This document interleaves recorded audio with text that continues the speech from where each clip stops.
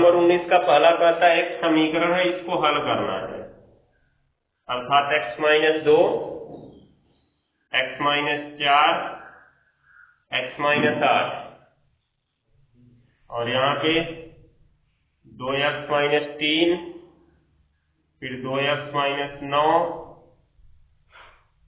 और फिर 2x minus 27 हो गया।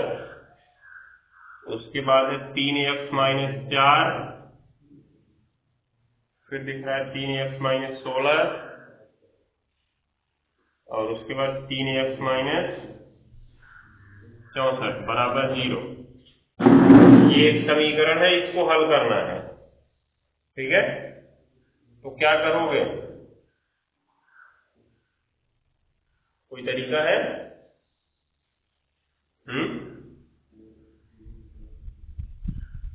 क्या कर सकते हो? सबसे पहले तो इसमें ये काम करोगे कि जितना कम से कम हो सके यह बचे, ठीक है ना। जितना कम से कम हो सके x बचना चाहिए, ये याद रखते रहो। तो क्या कर सकते हो तुम?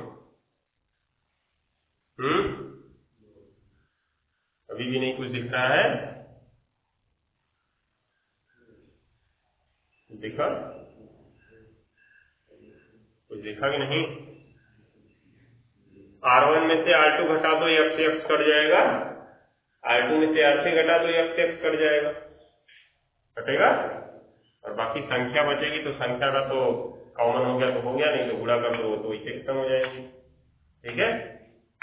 कोई और तरीका? C1 में C2 में C3 जोड़ो, देखो कितना आ रहा है। ज्यादा हो जाएगा ना, 3 2 5 1 6 होगा और 4 3 7 2 9 होगा, 16 9 25 4 29 हो जाएगा। C1 C2 C3 जोड़ने को मतलब नहीं है। R1 बराबर लिखो R1 माइनस R2 और R2 बराबर लिखो R2 माइनस R3। तो सीधे सीधे घटा रहे हैं, ध्यान देना। x माइनस 2, इसमें से R2 घटाना मतलब नीचे वाला घटाना है, क्योंकि ये ऊपर R1 है और नीचे क्या है R2, इसमें से इसको घटाना है। ध्यान से देखो, घटाएंगे तो अंदर वाला चिन्ह बदल जाएगा, माइनस x प्लस 4, ठीक है।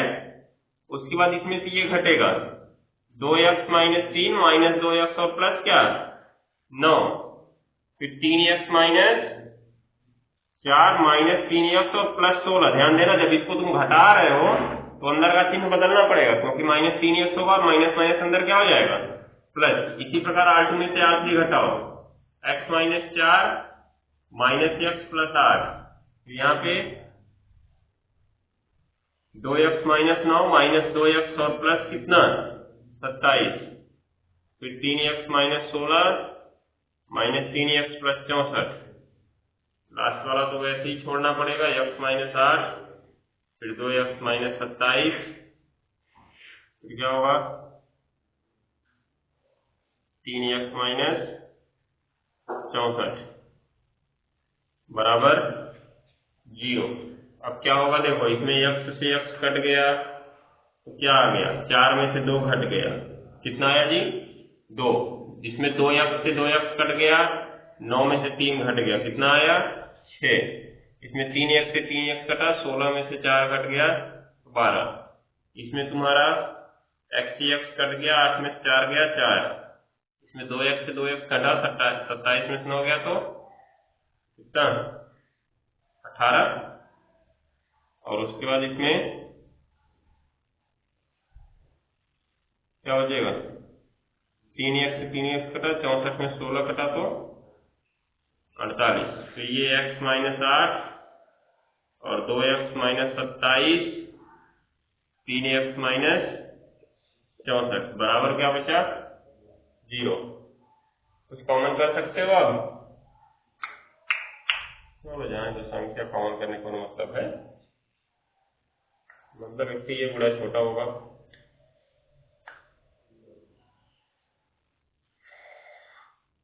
चलो देखो, 0 तो होने से रहा कहीं, 0 होगा क्या,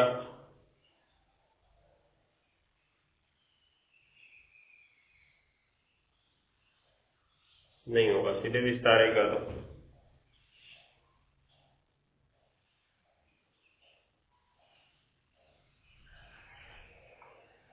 R1 के सापेक्ष विस्तार, इतना गुणा भाग तो जानते ही हो, एक लाइन बढ़ाने का कोई मतलब है नहीं।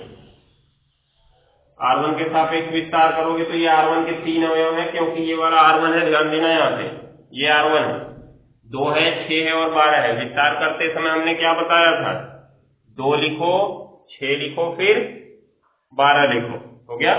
इनका विस्तार का चिन्ह लगाओ, पहले का प्लस, दूसरे का माइनस और तीसरे का प्लस। इन दोनों के सामने छोटी छोटी सारणी बनाओ, तीनों के सामने।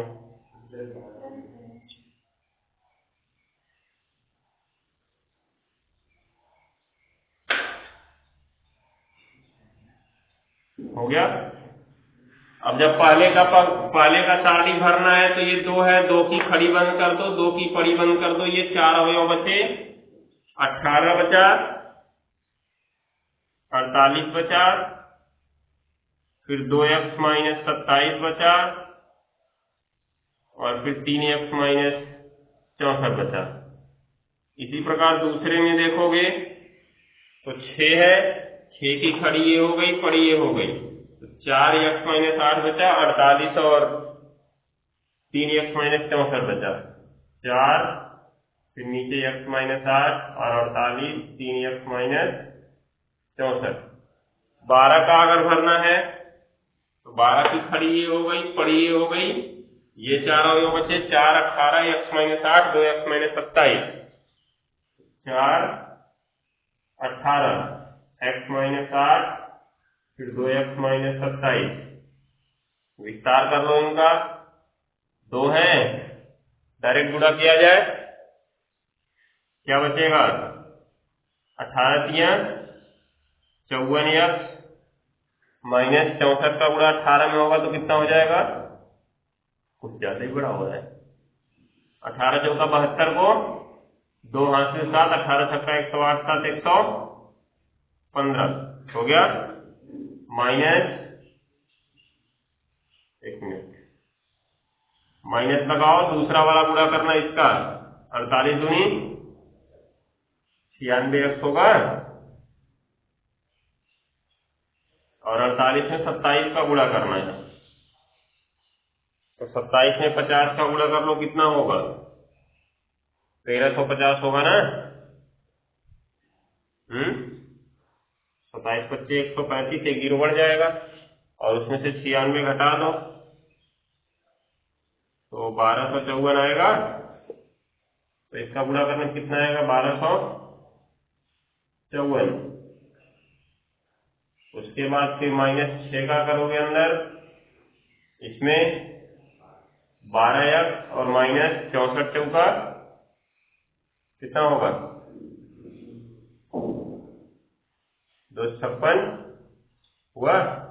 फिर माइनस लगाओगे, इसका गुणा करोगे, 48 का गुणा x में 48x, फिर 8 का गुणा 48 में, 8 8 64 को 4 हासिल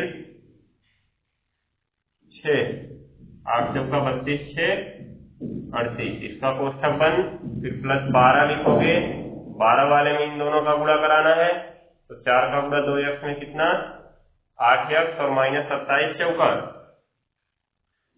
108, फिर माइनस कोष्ठक में इसका गुणा कराना है, 18x माइनस 18 8 144, सबका ब्रैकेट तोड़ दो पहले, 2 ब्रैकेट में 54x minus 152 minus 96x minus 1254, 1152 है ना ये, हाँ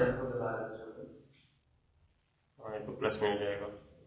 फिर माइनस 6, 12x होगा, माइनस 256, फिर ये माइनस कितना होगा, 48x और माइनस माइनस प्लस 384, और प्लस लिखेंगे 12, 8x माइनस 108 माइनस 18x और प्लस कितना 144। तो देखो क्या क्या बच रहा है, अब 2 बाहर है, इसमें तो पहले ही मान लो x वाला माइनस में बचेगा तो उसको बाद में लिखा जाए, 1254 में से पहले 1152 घटा दो, कितना बचेगा? 102। और माइनस कितना बचेगा? 96 में 54 घटेगा तो 42 बचेगा। 42x बचेगा। -6 लिखो इसमें। उसके बाद क्या करेंगे? 384 में 256 घटाएंगे तो 14 में से 6 गया 8।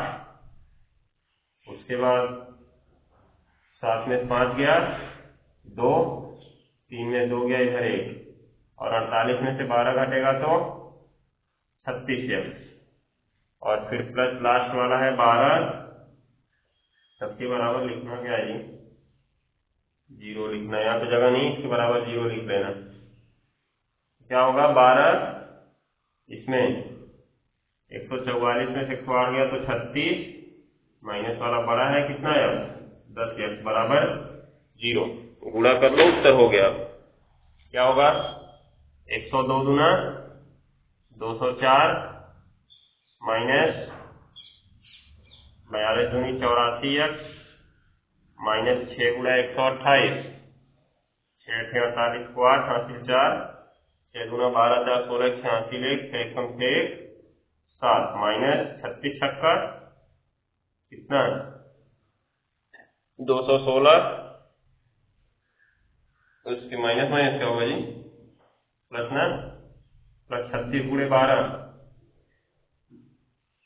12 छक्का 72 को 2, हासिल 7, 12 से 36 7 43, 432, और माइनस 12 में कितना?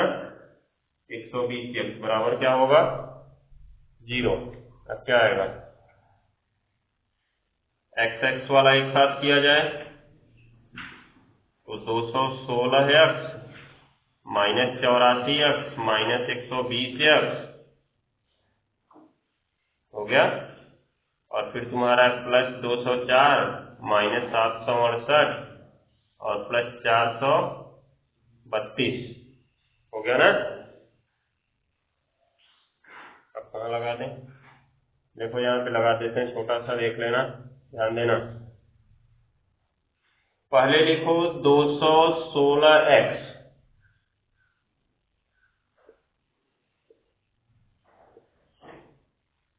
हो गया, और इन दोनों को एक साथ जोड़ लो। 120 में 84 जुड़ेगा कितना आएगा?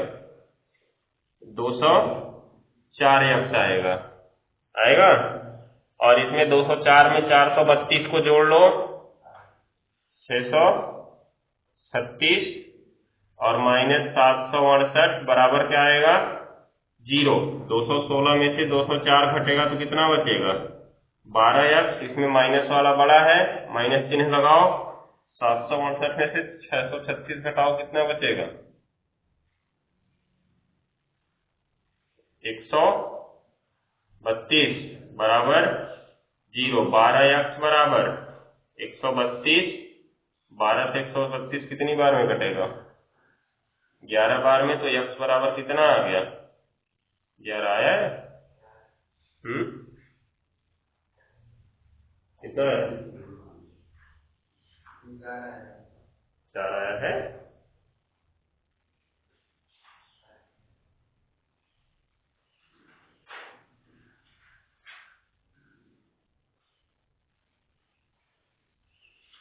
उन्नीस का पाला है,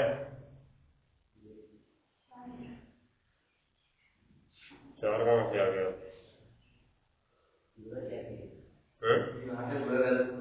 कहाँ पे?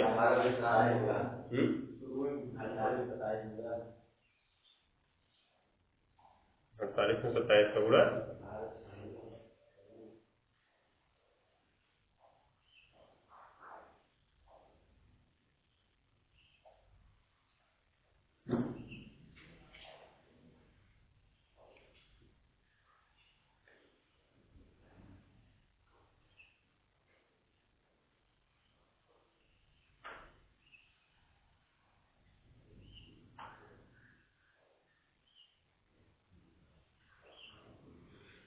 कितना आएगा गुणा करने पे? यहाँ पे 1296 रहेगा ना।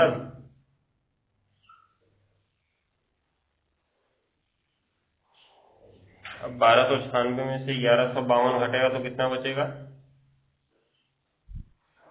54 से 96, 42 बढ़ा है ना, 102 42 बढ़ेगा तो कितना आएगा ये?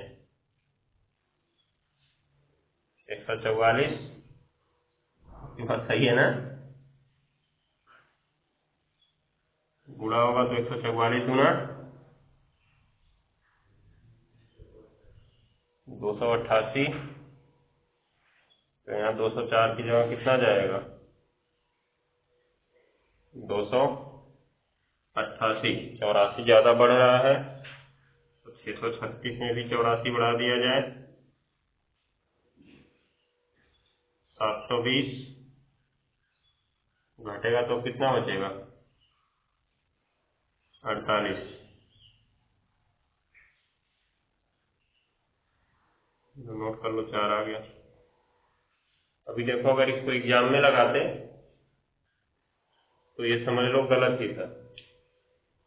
क्यों? क्योंकि वहां भी देखो कटने के बाद आंसर हमारा 11 आ गया था, तो हमको लगेगा कि हाँ कट गया इसलिए हम सही लगाए हैं, समझ गए? लेकिन यहाँ पे आंसर था इसलिए पता चल गया। चलो ठीक, नोट करो। समीकरण हल करने में ध्यान देना, अगर सभी में तुमको यक्ष दिख रहा है, कुछ इसी प्रकार का यक्ष दिखेगा कि चाहे पंक्ति में यक्ष बराबर होगा चाहे स्तंभ में यक्ष बराबर होगा।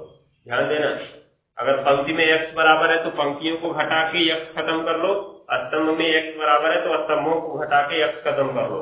या कभी कभी ऐसा दे देता है कि पंक्तियों या स्तंभों को जोड़ने के बाद पूरी पंक्ति के यक्ष या पूरे स्तंभ के यक्ष आपस में बराबर हो जाते हैं और पूरा कॉमन होके एक एक एक हो जाता है, जैसा कि तुम्हारा सवाल नंबर 20 में किया गया। ठीक है, ये तरीका सवाल नंबर 20 की तरह तुम इसमें भी लगा सकते हो। ये जो सवाल तुम्हारा दिख रहा है, इसका दूसरा नंबर सवाल जो दिख रहा है, दूसरा नंबर, सबसे पहले तो बोल रहा है कि सिद्ध कीजिए कि यक्ष बराबर एक निम्न समीकरण का मूल है। जब उसको बोल रहा है कि यक्ष बराबर एक निम्न समीकरण का मूल है तो तुमको करना क्या है? करना ये सबसे पहले कि उसमें x की जगह पे एक रख के जांच करोगे कि 0 आ रहा है कि नहीं आ रहा। ठीक है, x बराबर 1 रखना और उसका विस्तार करना, 0 आ गया तब लिखना कि हाँ x बराबर इसका एक मूल है। समझ गए? अब जब x बराबर 1 उसका एक मूल है तो x माइनस 1 कॉमन हो सकता है। x माइनस 1 कॉमन हो सकता है, क्यों? क्योंकि अभी हमने पीछे जब 9 में शेषफल प्रमेय पढ़ा था, 9 में शेषफल प्रमेय पढ़े होंगे, तो शेषफल प्रमेय में क्या होता है, पहले x की वैल्यू रख के पता करते हैं कि कब शेषफल शून्य हो रहा है, उसके बाद शून्य होने के बाद कहते हैं कि ये इसका एक गुणनखंड होगा, उससे भाग देते हैं तो भागफल आता है और उसका शेषफल शून्य आता है। तो इसी प्रकार से इसमें तुम x माइनस 1 कॉमन कर सकते हो। तुमको x माइनस 1 कॉमन कैसे मिलेगा? देखो, R1 में से R2 घटा दो तो x प्लस 1 माइनस 2 होगा, तो 2 में से 1 घटा तो x माइनस 1 बच गया उसमें। दूसरे में होगा 3 माइनस x माइनस 2 होगा, तो 3 में से 2 गया तो 1 और 1 माइनस x बचा, उसमें से माइनस कॉमन कर लो तो क्या बच गया? वो x माइनस 1 बच गया, और 5 में से 5 गया तो क्या हो जाएगा? 0 हो जाएगा। अब देखो R1 में तुमको x माइनस 1 मिल गया ना, हो गया तुम्हारा काम। दूसरे तीसरे में घटा के भी कॉमन कर सकते हो, दूसरे में तीसरे से कोई भी घटा के कॉमन कर लो, 2 गुणनखंड तुमको अपने आप बाहर मिल गए और तीसरा विस्तार करोगे तो तीसरा गुणनखंड मिल जाएगा, और तीनों के बराबर बारी बारी से क्या मानोगे? 0 मानोगे, जिससे तुमको गुणनखंड मिल जाएंगे या मूल मिल जाएगा समीकरण का। ठीक है, तो नोट कर लो, इसको नोट करो और उसको घर से लगा लेना, जल्दी नोट करो।